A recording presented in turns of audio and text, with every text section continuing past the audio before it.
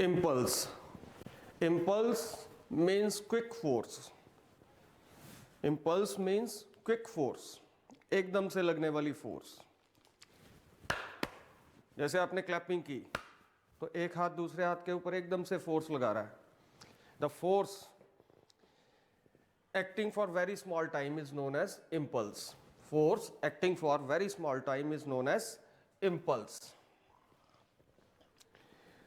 ठीक है. It is denoted by capital I. It is denoted by capital I. And it is given by the product of force and time.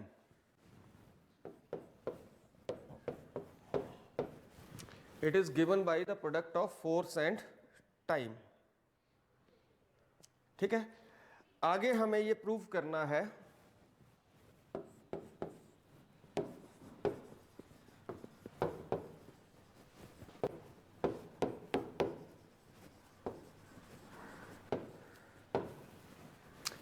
impulse is equal to change in linear momentum of the body.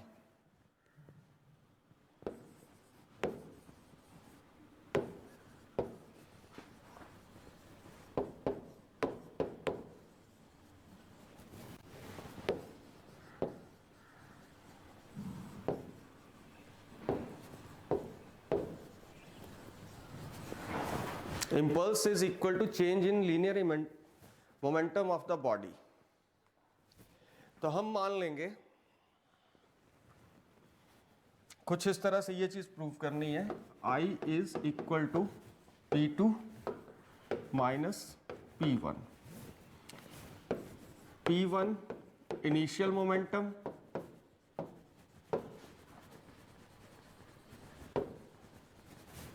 और P2 final momentum. तो impulse हमें यह prove करना है. Impulse is the difference of momentums, initial momentum and final momentum. तो हम क्या करेंगे, एक बॉडी ले लेंगे. ठीक है. जिसका मास क्या है, m है, जिसकी वेलोसिटी v है और जिसकी एक्सेलरेशन a है. मास m, वेलोसिटी b और एक्सेलरेशन a. तो हमें पता है न्यूटन सेकंड लॉ क्या बोलता है. मैं मैग्नीट्यूड की फॉर्म में चलूंगा, मैं वेक्टर्स की फॉर्म में नहीं चलूंगा, मैं मैग्नीट्यूड लेके चलूंगा. तो न्यूटन लॉ क्या बोलता है, Newton second law.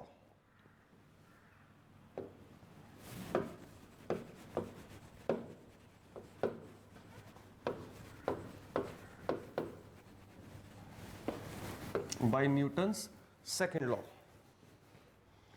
Newton's second law क्या कहता है कि फोर्स जो है it is directly proportional to rate of change of momentum. Force is directly proportional to rate of change of momentum, linear momentum. ठीक है. अगर हम प्रोपोर्शनलिटी साइन हटा देंगे तो हमें एक कांस्टेंट इंट्रोड्यूस करना पड़ेगा.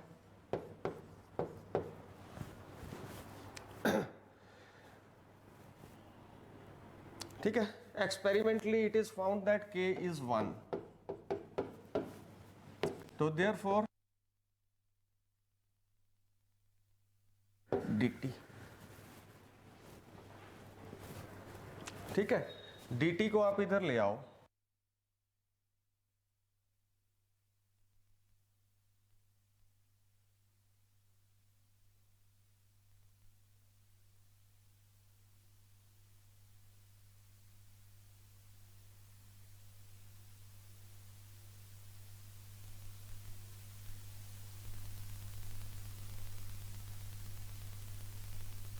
To dp. मान लेते हैं व्हेन टाइम 0 है उस केस में मोमेंटम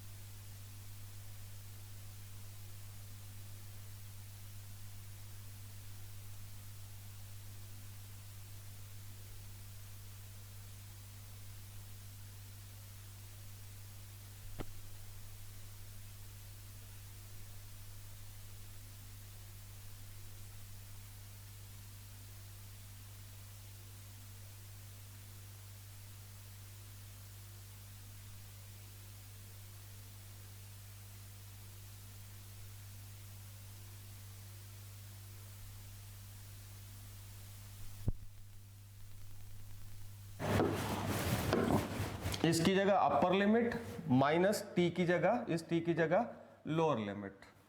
तो मैं ऐसे लिखूंगा f is equal to T की जगह upper limit f into sorry f, ये वाला f वैसे रहेगा, f इंटू टी की जगह अपर लिमिट माइनस टी की जगह लोअर लिमिट, ये आ गया। अब इस तरफ भी इक्वल टू p की जगह upper limit p2 minus p की जगह लोअर लिमिट। तो यहां से f into T is equal to p2 minus p1, और हमें पता है फोर्स इंटू टाइम क्या होता है, इम्पल्स होता है। तो इम्पल्स क्या आ गया, p2 माइनस p1। ये आपने लिखा स्केलर फॉर्म में, this is the result in scalar form.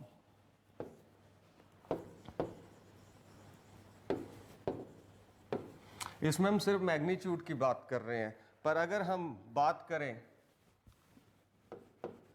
Direction की भी, तो in vector form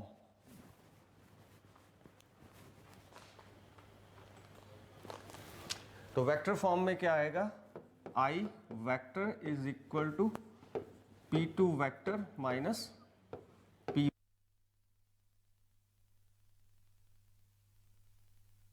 and linear momentum. अब एप्लीकेशंस क्या है,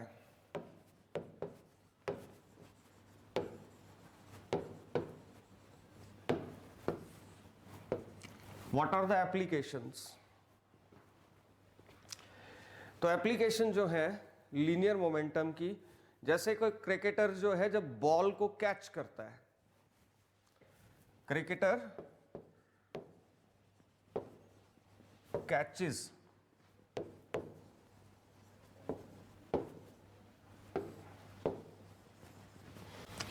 तो जैसे बॉल को कैच करता है वो अपने हाथों को नीचे ले जाता है। हाथों को नीचे किस लिए ले जाता है, ताकि उसको चोट ना लगे। जैसे अब मैं यहीं पे पकड़ लूंगा तो पूरी फोर्स जो लगेगी मेरे हाथ पे लगेगी, तो मैं वो डिस्टेंस बढ़ा देता हूं, मैं टाइम बढ़ा देता हूं, ठीक है। यानी कि आई क्या है, फोर्स इनटू टाइम, मैं टाइम को इंक्रीज कर देता हूं, जिसके कारण क्या होगा, फोर्स कम हो जाएगी, फोर्स या इंपल्स जो है वो कम हो जाएगी, ठीक है। ये फर्स्ट एप्लीकेशन है। इसी तरह से जो बसेस हैं, ट्रक्स हैं, स्कूटर्स हैं, कार्स हैं, इनमें शॉक एब्जॉर्बर्स लगे होते हैं, जिनको आप शॉकर्स भी बोलते हो। इनमें शॉक एब्जॉर्बर लगे होते हैं, जिनको आप शॉकर भी कहते हो, ठीक है। तो इन शॉक एब्जॉर्बर भी क्या है, ये एब्जॉर्ब करते हैं जो जंप्स वगैरह, जब अगर रोड के अंदर जंप्स वगैरह आएंगे तो उन जंप्स को क्या करेंगे, वो उस समय भी क्या हो रहा है, इम्पल्स लग रही है, तो उन जंप्स को क्या करते हैं, वो एब्जॉर्ब करते हैं by increasing the time. Time को इंक्रीज करेंगे जिससे जंप जो है वो शॉक एब्जॉर्बर एब्जॉर्ब कर लेता है, ठीक है। ट्रेन्स की जो बोगीज रहती हैं,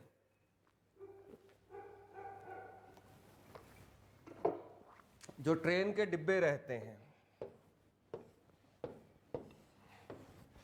इनके बीच में बफर लगे रहते हैं इस तरह से, कि ताकि कभी भी ट्रेन में अगर ब्रेक लगती है, ट्रेन में अगर ब्रेक लगती है तो पीछे वाले डिब्बे जो होंगे वो तो आगे वाले डिब्बों के ऊपर उससे टकराएंगे। तो उस झटके को कम करने के लिए ट्रेन्स के अंदर बफर लगे रहते हैं। बफर क्या करते हैं, वो इस टाइम को इंक्रीज कर देते हैं, जिससे इम्पल्स जो है, जो इम्पैक्ट है, वो कम हो जाता है, ठीक है। तो ये कुछ एप्लीकेशंस हैं।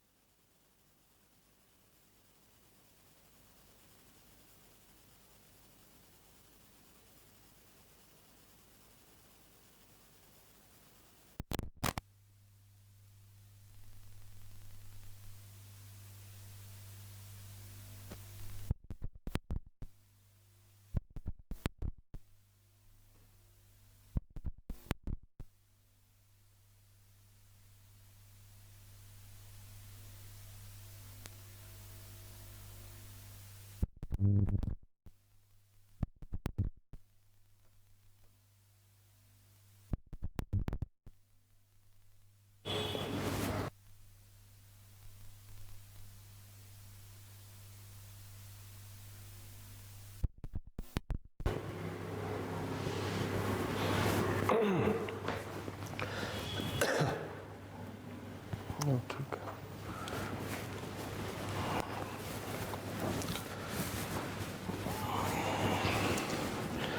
तो अगर कोई पक्के फ्लोर के ऊपर गिरता है तो जो मोमेंटम होगा वो इमीडिएटली जीरो हो जाएगा, ठीक है, जिससे ज्यादा चोट लगेगी। अगर कच्चे फ्लोर पे गिरते हैं तो वहां पे क्या होगा, टाइम इंक्रीज हो जाएगा, जिससे जो इम्पल्स है उसका इम्पैक्ट जो है वो कम हो जाएगा, ठीक है। अब आपने देखा होगा जैसे आप कांच के गिलास खरीदते हो, चाइना वेयर या मिट्टी के जो कांच के गिलास होते हैं, तो उनको किस में रैप किया होता है जब आप मार्केट से लाते हो? अंदर अखबार से लपेटा होता है या किसी और थर्मोकोल से लपेटा होता है। तो वहां भी वो इसलिए लपेटा जाता है ताकि जो इम्पैक्ट है, Newton's third law of motion, Newton's third law of motion. तो Newton third law of motion क्या कहता है? For every action there is equal and opposite reaction, ठीक है। Newton's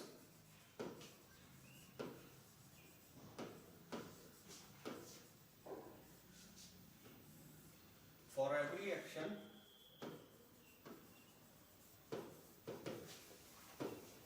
there is equal and opposite reaction.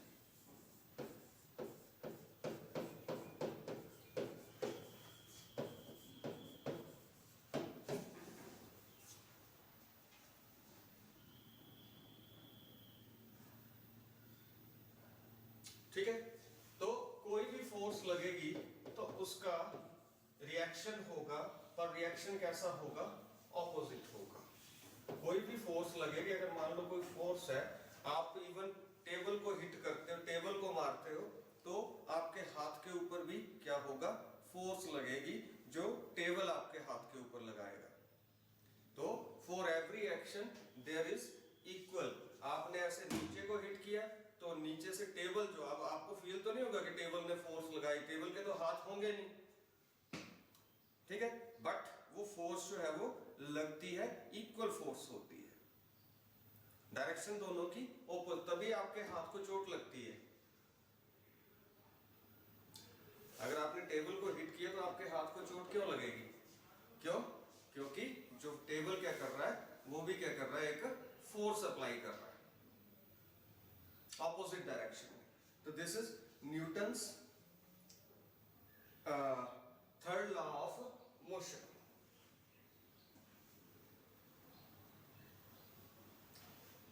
Okay,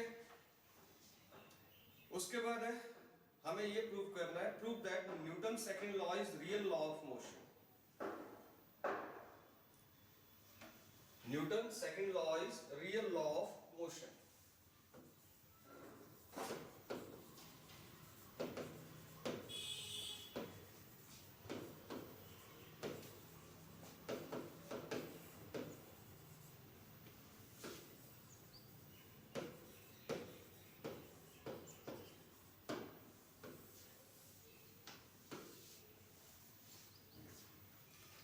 Newton second law is real law of motion, ठीक है।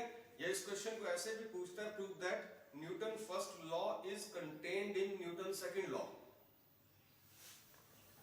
या इसको ऐसे भी पूछता है कि Newton third law is contained in newton second law, ठीक है। तो इस चीज को प्रूव करते हैं। प्रूव करने के लिए न्यूटन, ठीक है, हमें यह प्रूव करना है कि न्यूटन सेकंड लॉ जो है वो रियल लॉ है। तो हमें यह प्रूव करना पड़ेगा कि हमें यह प्रूव करना पड़ेगा कि न्यूटन का फर्स्ट लॉ भी न्यूटन के सेकंड लॉ में एग्जिस्ट करता है, न्यूटन का थर्ड लॉ जो है वो भी न्यूटन सेकंड लॉ में एग्जिस्ट करता है, ठीक है। तो हमें पता है by Newton second law,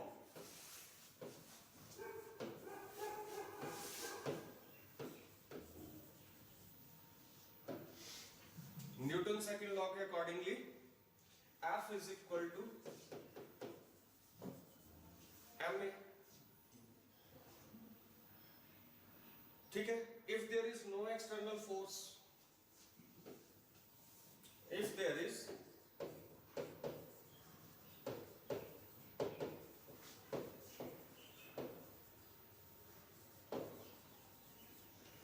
means ये वाली फोर्स जो है ये जीरो हो गई, F is equal to zero. तो क्या आएगा मेरे पास, M A is equal to zero.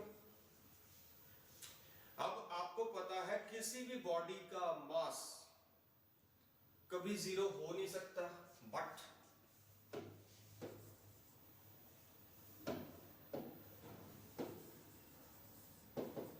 m can never be zero.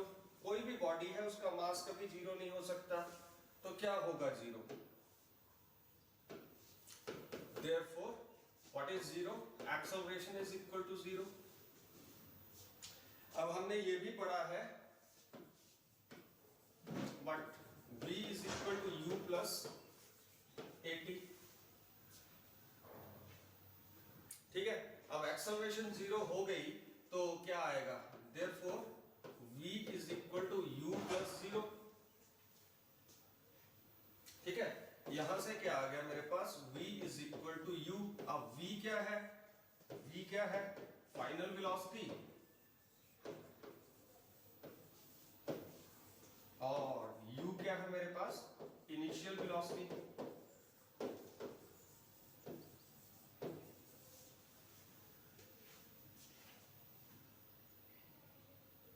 ठीक है, और यही कौन है, क्या है, विच इज न्यूटन्स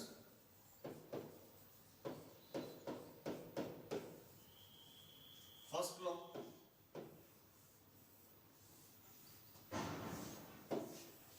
तो हम न्यूटन सेकंड लॉ को लेके चले और हम कहां तक पहुंचे, न्यूटन फर्स्ट लॉ।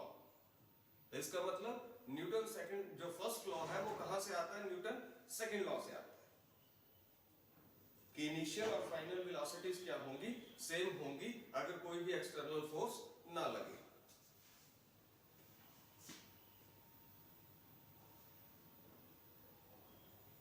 कोई भी एक्सटर्नल फोर्स ना लगे तो वेलोसिटी जो है किसी भी बॉडी की, वो चल रही है तो चलती रहेगी, रुकी है तो वो रुकी रहेगी, if there is no external force on the body, means their initial and final velocities will remain same. अब इसी तरह से हम ये प्रूव करेंगे कि जो न्यूटन थर्ड लॉ है वो भी न्यूटन सेकंड लॉ से ही आता है। देखते हैं कैसे। हम दो बॉडीज का सिस्टम ले लेते हैं, consider two bodies A and B having masses m1 and m2।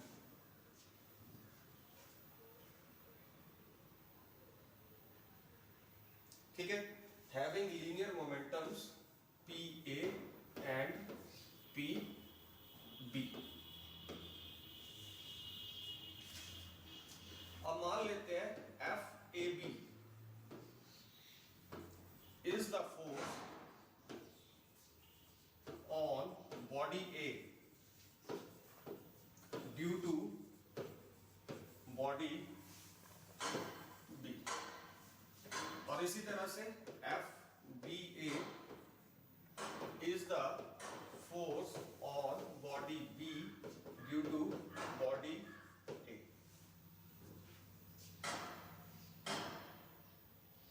ठीक है, तब न्यूटन सेकंड लॉ क्या बोलता है, बाई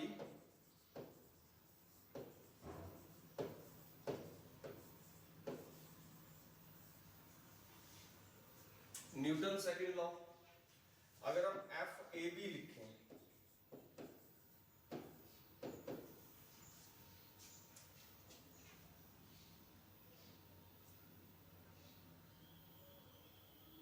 FAB लिखें तो ये क्या आएगा, DDT ऑफ PA, क्योंकि A के ऊपर फोर्स किसके ऊपर लग रही है, A के ऊपर लग रही है, तो मोमेंटम किसका चेंज होगा, A का चेंज होगा, बॉडी A का मोमेंटम चेंज होगा। फोर्स बॉडी A के ऊपर लग रही है तो मोमेंटम भी किसका चेंज होगा, बॉडी A का मोमेंटम चेंज होगा। ठीक है, अब इसी तरह से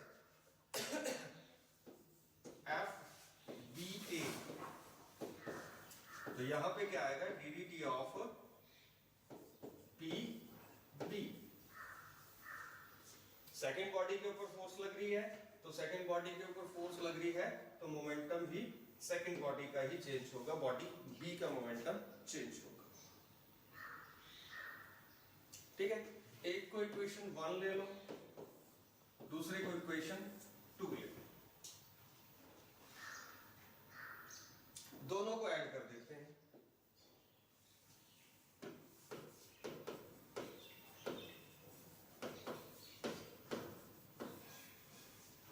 एडिंग 1 and 2,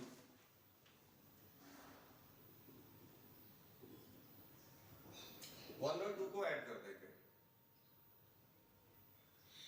ठीक है, तो मेरे पास क्या आएगा, F A B plus F B A is equal to D P A upon D T plus D P B upon D.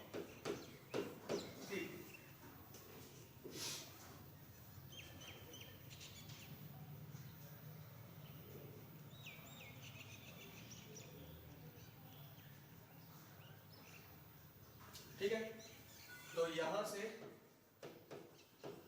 D D T P A plus P B, ठीक है, और इसको मान लेंगे P A plus P B को मान लेते हैं पी टोटल मोमेंटम दोनों बॉडीज का, इसको मान लेते हैं पी वेयर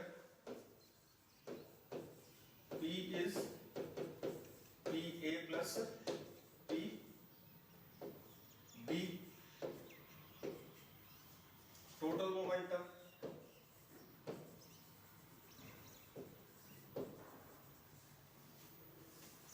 ठीक है, बट ये टोटल मोमेंटम है, ये कांस्टेंट है।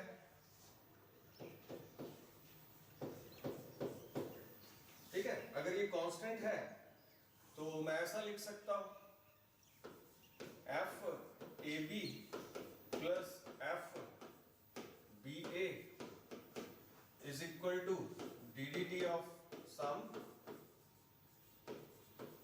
कांस्टेंट, और आपको पता है कांस्टेंट जो होता है उसका डेरिवेटिव क्या होता है, 0 होता है।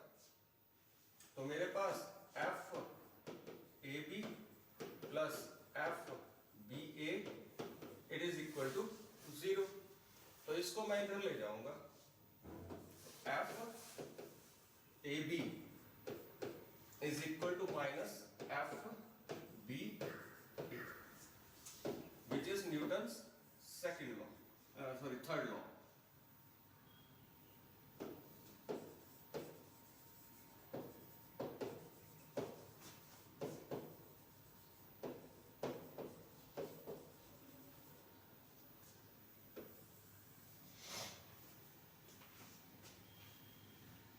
This is Newton's third law. ठीक है, तो इसका मतलब क्या है, न्यूटन फर्स्ट लॉ और Newton second law, Newton third law जो है, ये न्यूटन सेकंड लॉ से हम इनको डेराइव कर सकते हैं। तो कई बार आपको आ जाता है derive Newton first law from Newton second law, तो आप पिछला एक्सप्रेशन करोगे, और अगर आपको कई बार ऐसे पूछ लेता है derive Newton third law from Newton second law, तो आप ये वाला करोगे। दोनों सिंपल है, बहुत सिंपल है।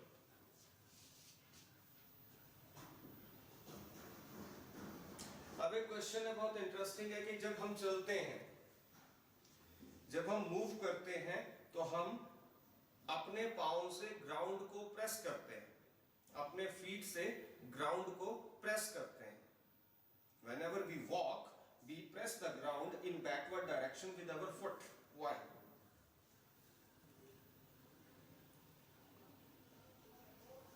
ठीक है, तो when we walk, we press the ground with slanted foot to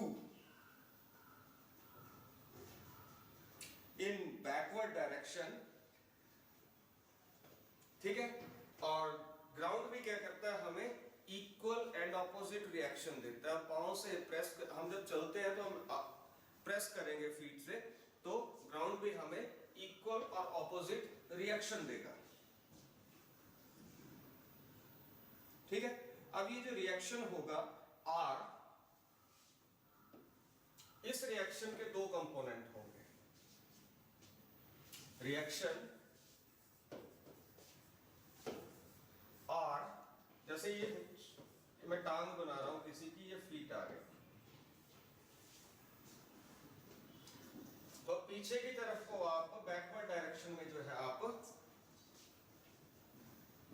press करते हो, ठीक है। तो जो फोर्स जो रिएक्शन मिल रहा है आपको ग्राउंड से, ये जो रिएक्शन होगा इसके दो कंपोनेंट होंगे, एक का होगा आर कॉस थीटा जिसको हम हॉरिजॉन्टल कंपोनेंट बोलेंगे, दूसरा होगा आर साइन थीटा जिसको हम वर्टिकल कंपोनेंट बोलेंगे।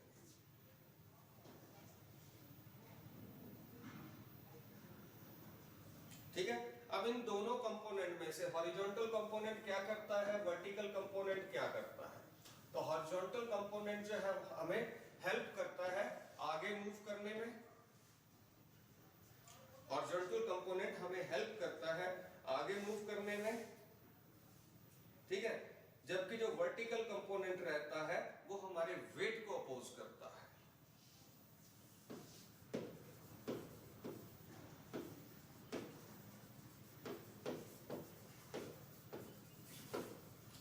हॉरिजॉन्टल कंपोनेंट क्या करता है, हमें हेल्प करता है टू मूव फॉरवर्ड, जबकि हमारा वर्टिकल कंपोनेंट क्या है, वो क्या करता है, वर्टिकल कंपोनेंट क्या करेगा, वो हमारे वेट जो है, हमारा वेट, ठीक है, उसको अपोज करेगा। तो vertical component it opposes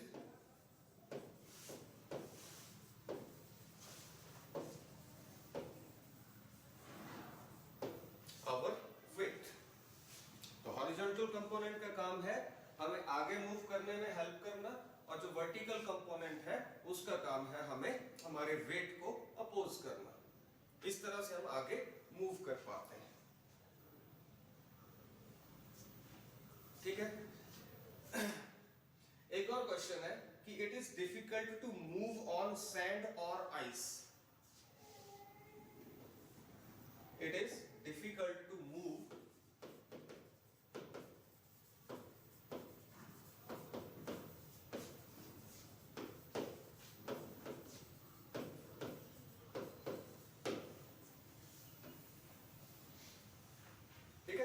ice और सैंड के ऊपर मूव करना डिफिकल्ट होता है, ऐसा क्यों।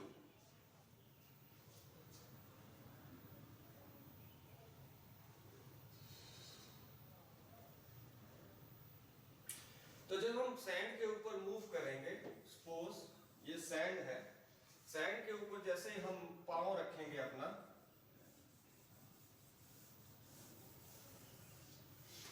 तो ये सैंड जो होती है बैकवर्ड डायरेक्शन में पीछे हट जाती है, पीछे की तरफ को मूव हो जाती है, पुश्ड अवे बैक साइड, जिसके कारण हमें जो रिएक्शन मिलता है, reaction is very less.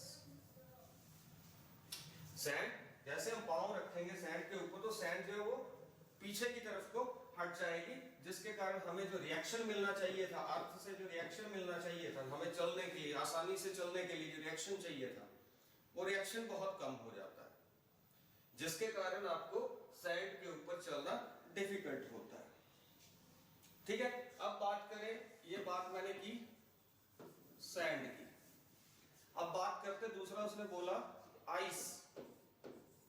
Ice के केस में क्या होगा, तो आइस के केस में जो फ्रिक्शन रहता है,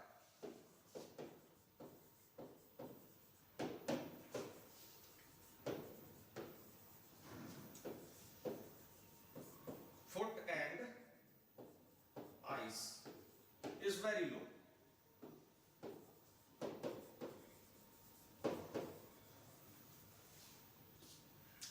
is very low, very small.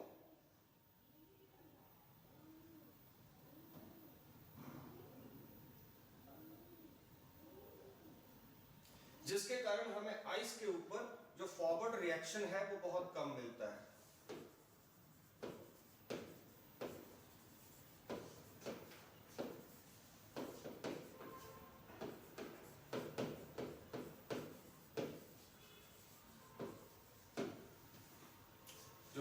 Reaction रहता है जिसके कारण हम आगे की तरफ को मूव करते हैं, वो रिएक्शन जो होता है वो बहुत कम हो जाता है, जिसके कारण हम less reaction, due to which we can not walk on the ice very easily.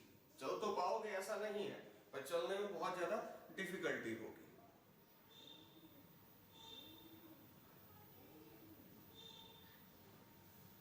Fine, आगे चलते हैं।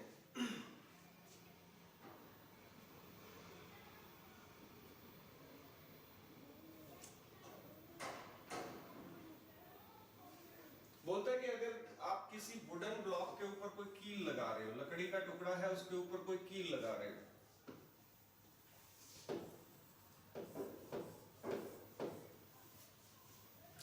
वुडन ब्लॉक के ऊपर अगर आप कोई कील लगा रहे हो तो क्या होगा?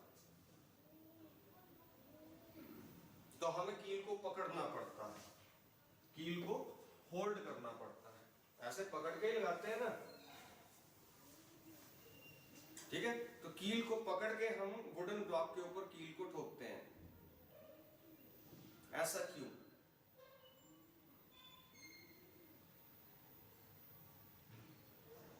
अगर हम बिना होल्ड किए कील को हिट करेंगे तो कील जो होगी वो फॉरवर्ड डायरेक्शन में, या वुडन ब्लॉक जो है फॉरवर्ड डायरेक्शन में मूव करेगा, वो फॉरवर्ड डायरेक्शन में मूव करेगा, ऐसा क्यों?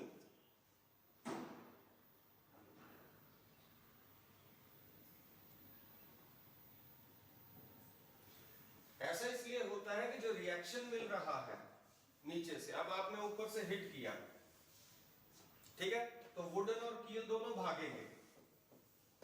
आप ट्राई करके देखिएगा, दोनों एक सिंगल सिस्टम बन जाएंगे और दोनों भागेंगे।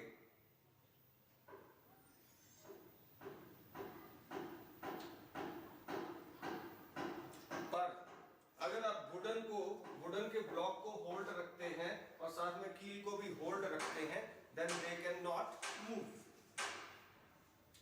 they cannot move।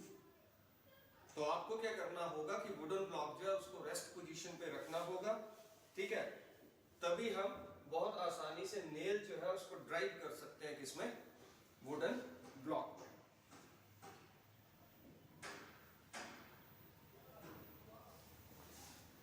ठीक है, अब आप देखते हो कुआं है,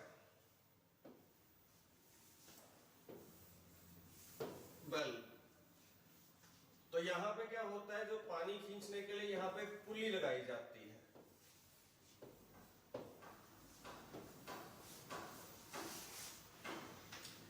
ये पुली क्यों लगाई जाती है? और पुली कैसी होती है? फ्रिक्शनलेस होती है। पुली कैसी होती है? फ्रिक्शनलेस। तो फ्रिक्शनलेस पुली क्यों लगाई जाती है? ताकि जब भी हम यहाँ पे, इससे क्या होगा, अब वाटर है, वाटर क्या करेगा, वाटर के अंदर बकेट है, तो वाटर क्या करेगा, इस बकेट के ऊपर रिएक्शन लगाएगा। वाटर जो बकेट है इसका वेट नीचे को होगा, नीचे जो वाटर है वो क्या करेगा, इक्वल एंड ऑपोजिट रिएक्शन लगाएगा। और पुली, फ्रिक्शनलेस पुली लगाने से क्या होता है, जो हम यहां से खींच रहे हैं इसको, तो यहाँ पे अगर फ्रिक्शन बहुत कम होगा तो ये बकेट जो है वो इजीली ऊपर की तरफ आएगा और हमें लेस फोर्स अप्लाई करनी पड़ेगी।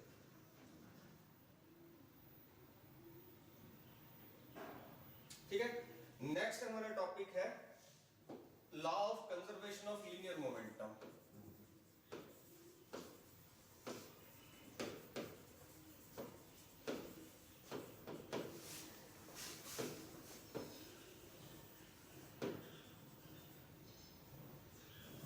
Law of conservation of linear momentum।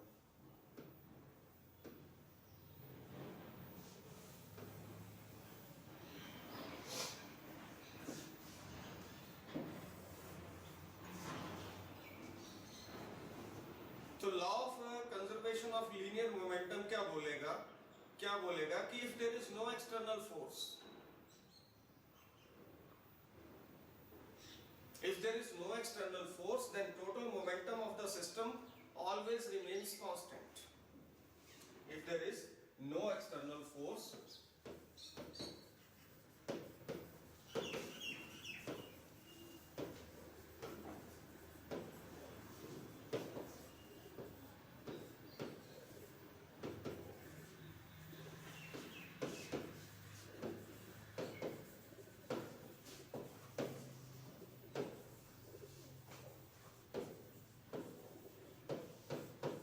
total linear momentum of the system remains constant. ठीक है, हमें इसको प्रूव करना है। तो प्रूफ करने के लिए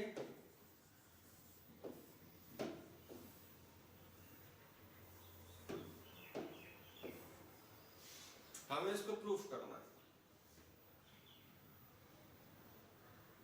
ठीक है, तो मैं एक बॉडी ले लूंगा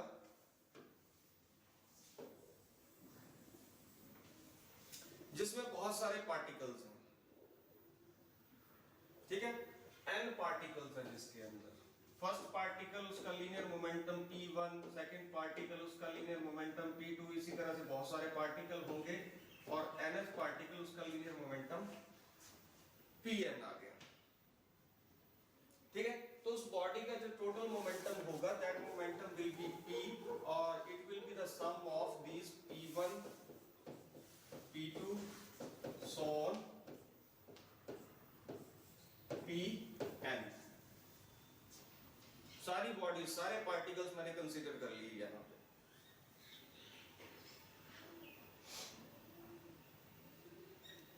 ठीक है, अब आप क्या करिए, डिफरेंशिएशन कर दीजिए दोनों साइड। तो मेरे पास क्या आएगा, dp upon dt is equal to dp1 upon dt plus dp2 upon dt plus so on plus dpn upon dt।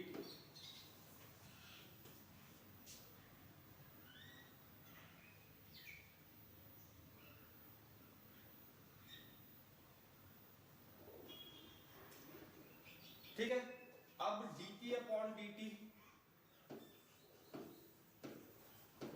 Newton second law से dp upon dt F external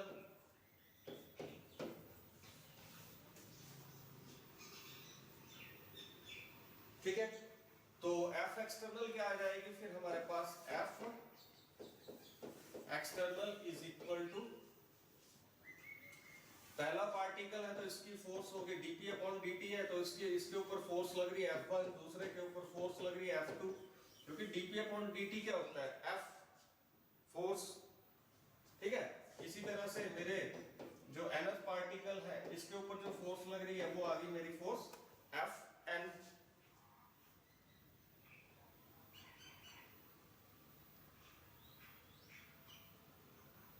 fine, तो अब बोलता क्या है कि if there is no external force, अगर आप definition देखें law of conservation of linear momentum की, अगर आप डेफिनेशन को रीड करें तो बोलता है if there is no external force, कोई एक्सटर्नल फोर्स नहीं है तो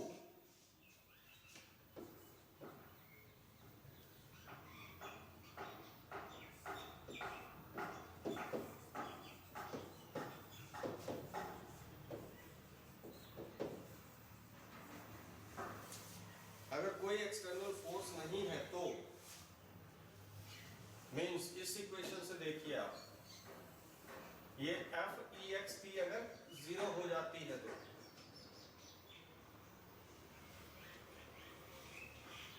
तो क्या होगा, dp upon dt is equal to zero, therefore dp upon dt is equal to zero. तो अगर किसी का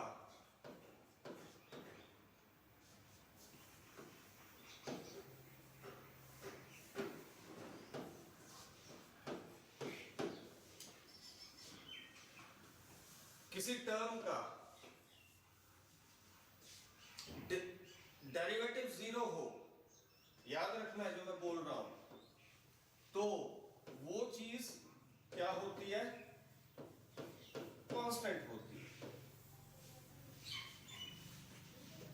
यहाँ पे p का डेरिवेटिव क्या है, हमने प्रूफ कर दिया 0, इसका मतलब p क्या हो गया, कांस्टेंट।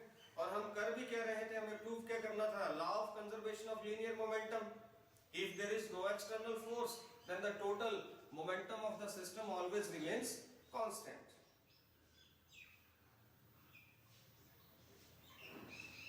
अब इसकी applications, principle of law of conservation of linear momentum, इसकी एप्लीकेशंस।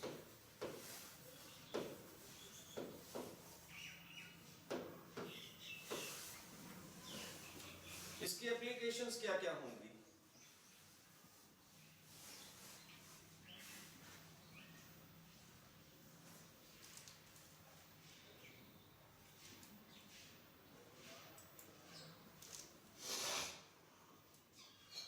तो फर्स्ट एप्लीकेशन है रिकॉइल ऑफ गन।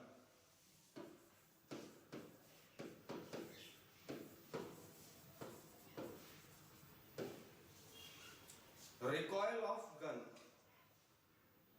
ठीक है। जैसे ही हम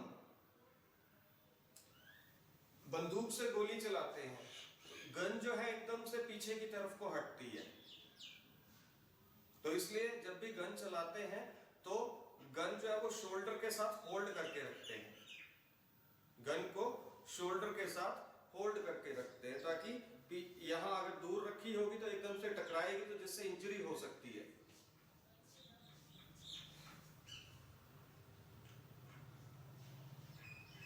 तो उसको शोल्डर के साथ होल्ड करके रखते हैं, ठीक है। जब तक आपने गन नहीं चलाई है तब तक क्या है, बुलेट और गन दोनों रेस्ट में है, ठीक है। मान लेते हैं v है वेलोसिटी,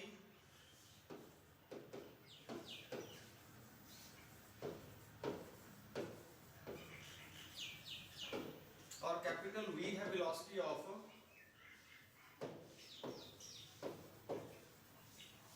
गन। अब law of conservation of linear momentum क्या बोलता है, initial momentum before firing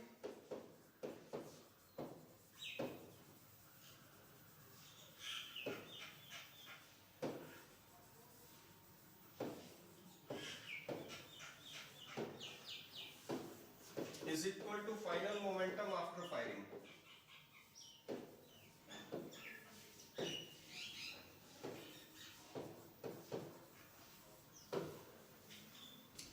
linear momentum before firing is equal to, तो जब बुलेट और जो गन है दोनों रेस्ट में है तो उस केस में इनिशियल की बात होगी। इनिशियल के केस में जब दोनों रेस्ट में है तो दोनों की वेलोसिटी क्या होगी, उस केस में 0 होगी, ठीक है। तो मान लेते हैं बुलेट जो है इसका मास स्मॉल m है और गन का मास कैपिटल M है, ठीक है। तो इनिशियल मोमेंटम लिख लेंगे, मास इनटू वेलोसिटी होता है, पर इनिशियली बुलेट भी रेस्ट में है तो इसकी वेलोसिटी भी 0 आ गई, प्लस गन भी रेस्ट में है तो इसकी वेलोसिटी भी क्या आ गई, 0 आ गई, इज इक्वल टू बुलेट है इसकी वेलोसिटी, फाइनल वेलोसिटी जब फायर करेंगे उसके बाद mv plus capital M into v,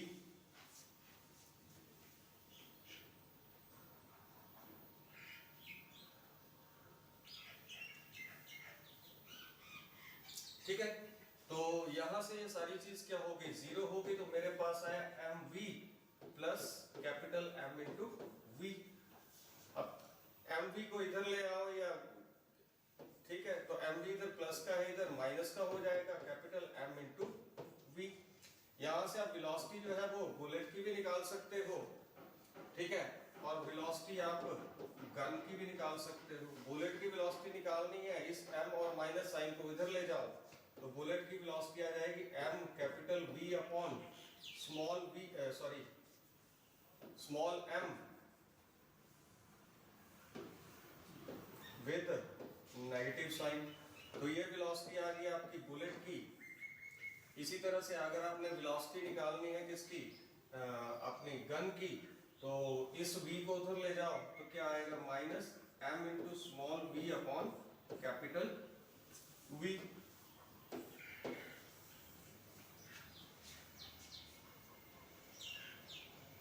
ठीक है, तो यहां से आप बुलेट की वेलोसिटी और गन की वेलोसिटी दोनों आप फाइंड आउट कर सकते हो।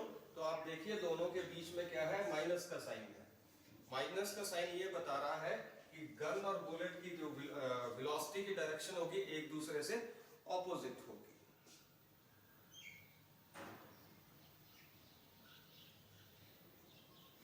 ठीक है, अब क्वेश्चन क्या आता है कि जब हम फायरिंग करते हैं, गन से हम फायरिंग करेंगे तो हम जो है वो गन जो है उसको अपने शोल्डर के साथ होल्ड करके रखते हैं। We hold gun with our shoulder. तो ऐसा क्यों करते हैं? इसीलिए करते हैं कि आपको पता है रिकॉइल ऑफ गन में गन जो है वो बैक आएगी। ठीक है, अगर शोल्डर के साथ हम होल्ड नहीं रखेंगे तो इट कैन इंजर अस, हमें ये क्या कर सकती है, इंजरी भी कर सकती है, हमें ये इंजरी भी कर सकती है। तो इसलिए हम उसको जो है होल्ड करके रखते हैं विद, क्योंकि अभी हमने निकाला, ये चीज निकाली, capital V is equal to minus m small b upon capital M। यही थी ना वेलोसिटी ऑफ गन। ठीक है, तो अब गन का क्या, मास भी ज्यादा होता है, गन का मास भी ज्यादा होगा। ठीक है, अब मास जो है, अगर मास जो है वो ज्यादा है,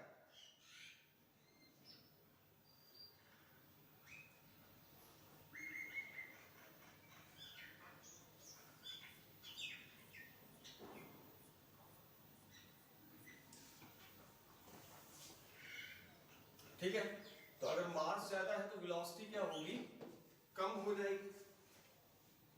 मास इंक्रीज होगा तो वेलोसिटी क्या होगा, कम हो जाएगी। ठीक है, जिसके कारण क्या होगा, अब तो हम क्या करते हैं, जब हम उसको शोल्डर के साथ टच कर देते हैं तो हमारी बॉडी का मास प्लस उस गन का मास ऐड हो जाते हैं, जिससे मास क्या हुआ, गन का और ज्यादा इंक्रीज हो गया। अब मास इंक्रीज हो जाएगा, जब ये मास इंक्रीज हो जाएगा तो डेफिनेटली ये वेलोसिटी जो है ये क्या होगा, डिक्रीज होगी, कम हो जाएगी, जिससे हमें कम चोट लगेगी।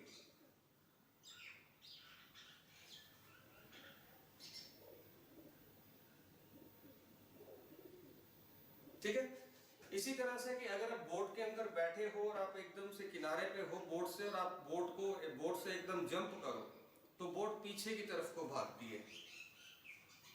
ऑब्जर्व करिएगा कभी। पर ये है ना कि मिड में मत आप खड़े हो जाना बोट के अंदर, मिड में आप कहीं सी में हो और बीच में खड़े हो गए फिर वहां से छलांग लगा दी, तो वो नहीं करना। किनारे पे जैसे आप बोट से उतरते हो तो बोट क्या होता है, पीछे की तरफ को जाती है। ठीक है, वहां भी यही कंसेप्ट यूज होता है, वहां भी law of conservation of linear momentum he use होता है। ठीक है, तो जैसे मैन जो है जंप करता है बोट से, तो क्या होगा, इनिशियल मोमेंटम जो होगा, जब मैन बोट के अंदर है तो इनिशियल मोमेंटम मैन और बोट का क्या होगा, जीरो होगा।